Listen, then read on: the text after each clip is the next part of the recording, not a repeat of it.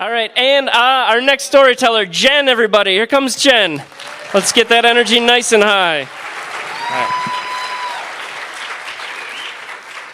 I often wonder what would be easier, to never have had a father present in my life, or to have had a dad who was my best friend, and to lose him at 18. But every time I think about it, even knowing how much I miss him, I'd do it all again in a heartbeat if I could. My father was a loving, present man who tried to teach me so much in just a little bit of time. He taught me my multiplication tables and also the absolute values of treating everybody with kindness, but also how to embrace a positive attitude even through life's biggest challenges. It was in about the 4th grade that I realized my dad wasn't like other kids' dads. At school events, I would often get asked by the other kids, "Is that your granddad?" He did look a lot older, had lived a hard life, and wasn't much for getting all cleaned up. This often led to embarrassing moments for me, where he would wear his button-downs, showing off all of his gray-haired chest.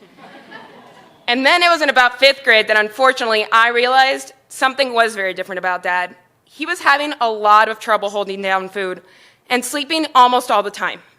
My mother nagged him enough that he finally went to the doctor, and then we were told he had terminal kidney failure. My father was a selfless man, and so that meant that he didn't want to be put on a transplant list.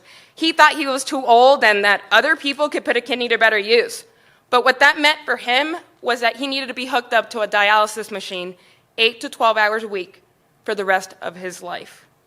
My dad's kidney failure was just one of the many consequences as a result of him being a political prisoner in Cuba in the 60s and 70s.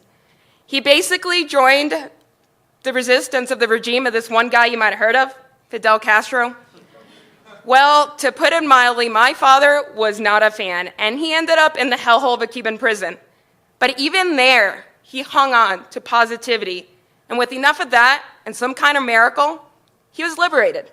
And he came to Miami, Florida after he got asylum from the United States with my mom in 1980. They both had really hard jobs, and I was born a couple of years after that. Making ends meet was impossible for them, and then my dad got sick, and it got even harder. But my dad was a fighter, which meant that he was willing to do anything that it took to keep the family going.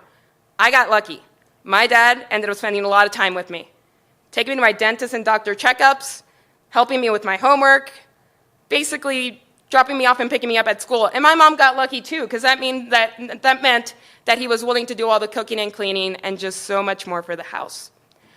Well, my dad, at that point, knew that things were not looking good for his health, but he always hung on to this belief of positivity.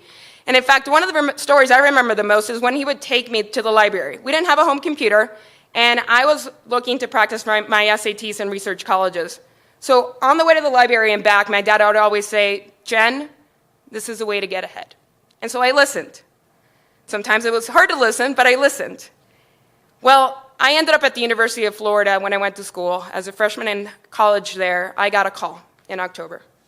My mom said, "Jen, your dad's back in the hospital." I knew he'd be out within a matter of time. He always had been. He had to be again. But things did not look like that. 2 months later, my dad was still in the hospital, and things were not looking well. I rushed through my finals. I got back to Miami, and I went to visit him in the hospital. I went to his hospital room, and little did I know that I would have one last day with him. And last few meaningful conversations, much in what he would tell me, "Yenny, te amo. Jen, I love you." My dad, at that point, I went to see him the next day at the hospital.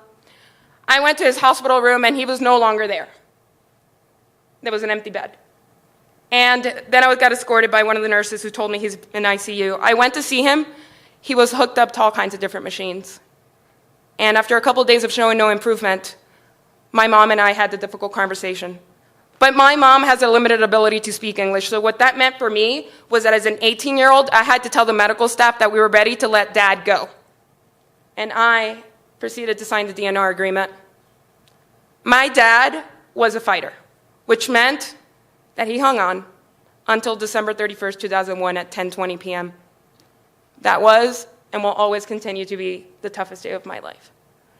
I was numb, but I knew I had to help Mom make funeral arrangements, so I did, and then it was time for me to go back to school. And that's when I was confronted with the first tough decision without my father right by my side. I was being told by extended family members, you have to drop out of school, you have to stay in Miami, you have to take care of your mom. As a good daughter and an only child, that's what you need to do. And I listened for a little bit, but not for long, because I remembered the man who was not any longer physically present with me had also taught me about the value of education and pushing on. So with my mom's encouragement, yes, I did go back to college. And I got my bachelor's degree and I got my MBA. And have put myself in a better financial situation to ever take care of Mom if I would have chosen differently. Dad's been gone for 16 years. I miss him every day. But while he's no longer physically with me, the essence of his heart, mind, and spirit will always be a big part of who I am. I am determined to keep holding on for him, but also to continue living the life that he envisioned for me. I love you, Dad. Happy Father's Day.